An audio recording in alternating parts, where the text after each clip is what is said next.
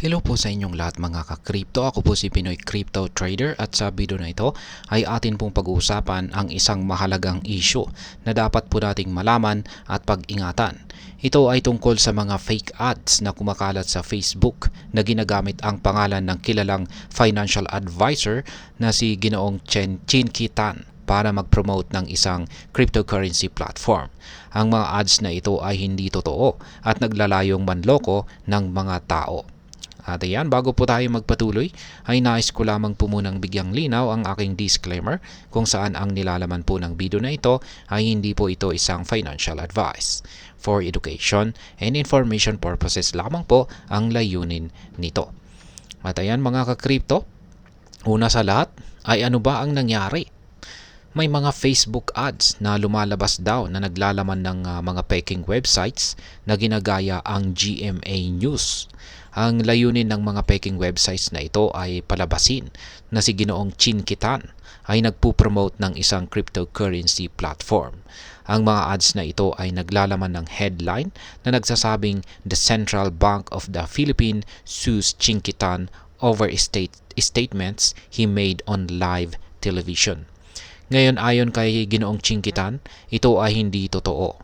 Sa isang video na inilabas niya noong October 5 sa kanyang Facebook page, sinabi niya na ito ay isang phishing site na ginawa para manloko ng mga tao. Ayon po kay Ginoong Chinky Tan, ginagamit ng mga scammers ang kanyang pangalan at imahe para magmukhang lehitimo ang kanilang mga ads. Ang mga peking ads na ito ay naglalaman po ng screenshot ni Ginoong Tan mula sa isang interview niya kay Ginoong Raymond de los Reyes na pinalabas po sa YouTube noong November 5, 2023. Ang interview na ito ay tungkol po sa financial stability at hindi tungkol sa cryptocurrency. Ngunit, ginamit ng mga scammers ang screenshot na ito para palabasin na si Ginoong Tan ay nagpo-promote ng kanilang cryptocurrency platform. Ang mga peking ads na ito ay nag-aalok ng mabilis na kita. Sinasabi nila na ang cryptocurrency platform ay kumikita daw ng 2,361 pesos sa loob ng 2 oras na may initial investment na 15,000 pesos at maaaring kumita ng higit pa sa 1 million pesos sa loob lamang ng 4 na buwan. Ayon sa mga scammers, hinihikayat ni Ginoong Tan ang mga tao na mag-invest habang available pa ang opportunity. Ngunit ito ay hindi totoo. Si Ginoong Chinky Tan mismo ang nagsabi na hindi siya nag-i-endorso ng anumang cryptocurrency platform. Ang ganitong klaseng scam ay hindi na po bago. Marami ng mga clickbait headlines na nagli-link ng mga kilalang personalidad sa cryptocurrency. Ang mga peking balita na nagsasabing naaresto ang mga Filipino celebrities o mga peking interview sa mga talk show personalities tulad ni Boy Abunda o Raymond de los Reyes ay ilan lamang sa mga red flags ng cryptocurrency scams. Ayon po sa US Federal Bureau of Investigation, ang mga ganitong klaseng scam ay karaniwang gumagamit ng mga kilalang pangalan para magmukhang lehitimo at makapanghikayat ng mga biktima.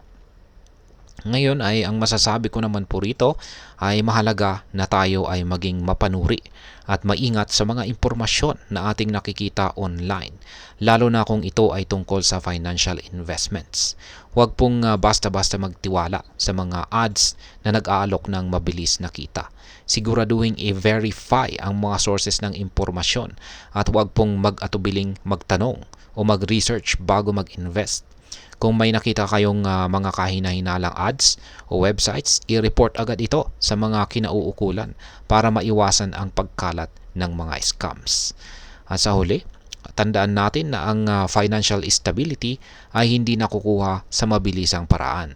Ito po ay nangangailangan ng tamang kaalaman, disiplina at maingat na pagpaplano. Kaya't maging maingat at mapanuri tayo sa ating mga desisyon, lalo na pagdating sa pera. Maraming at ayan, hanggang dito na lamang po tayo sa video na ito mga ka-crypto. Sana po ay inyong nagustuhan ang aking paliwanag sa video na ito. Kung inyo po itong nagustuhan, pakiclick lamang po ang like button nito. Para naman po sa mga bago lamang dito, kayo po ay aking inaanyayahan para mag-subscribe. Pakiclick na rin po ang bell icon nito dahil ito po ang siya magsisilbing notification nito sa mga bago kong videos na akin pong ina-upload sa aking YouTube channel na ito. Marami pong salamat sa panonood, ingat po tayo lagi at God bless po sa ating lahat.